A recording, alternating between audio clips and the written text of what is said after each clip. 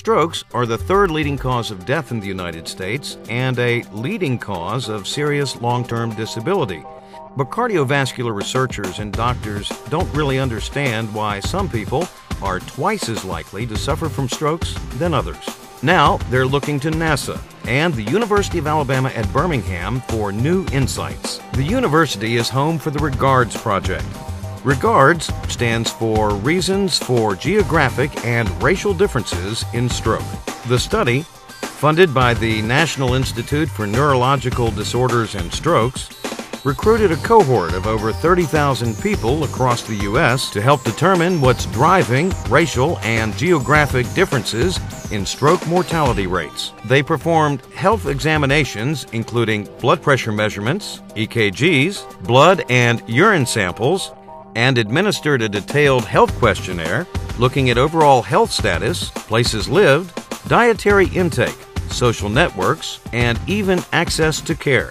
While medical doctors can make connections between stroke and modifiable risk factors such as one's diet and lifestyle, researchers have decided to take a look at another external factor: surroundings in which one lives, defined as an urban, suburban, or rural environment. They are interested in land surface temperature to the extent that it may affect hypertension and stroke incidence.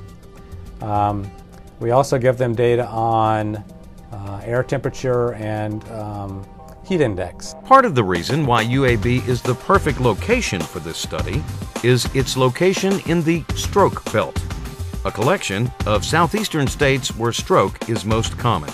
Basically, individuals who reside in the stroke belt, the stroke mortality rate there is 1.5 times that the national average. This is where NASA comes in.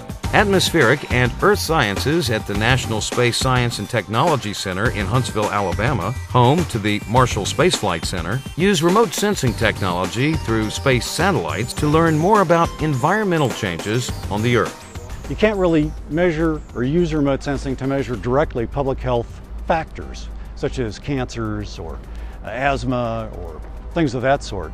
So basically what we're doing is providing additional information the medical professions can actually use to incorporate that into their overall research data to provide extra information that it never really had before. While the REGARDS project is looking to improve the lives of all Americans, it is focusing on African Americans because that group has a higher risk of stroke, hypertension, and cardiovascular disease. If you're Caucasian and you reside in the southeastern United States, you have a 29% increased risk of having a stroke.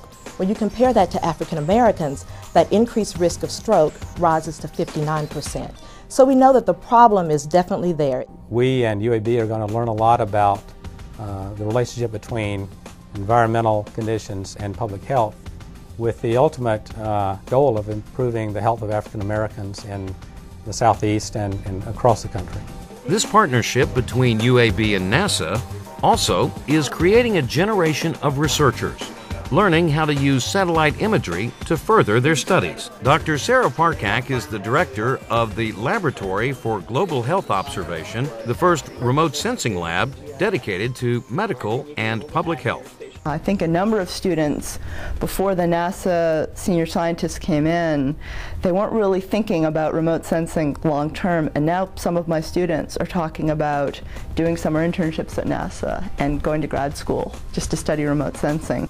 While results of the REGARDS study are still forthcoming, this lab is planning on making strides in the West Nile virus and malaria by finding mosquito breeding grounds using remote sensing. Scientists appreciate making the leap from studying weather patterns to helping public health. If we can understand what causes these geographic and racial disparities, and in general, really what different risk factors for stroke are, then we can implement interventions to help reduce the rate of stroke, and people everywhere can live longer, healthier lives. Satellites have revolutionized weather forecasting, communications, and travel. So why not human health?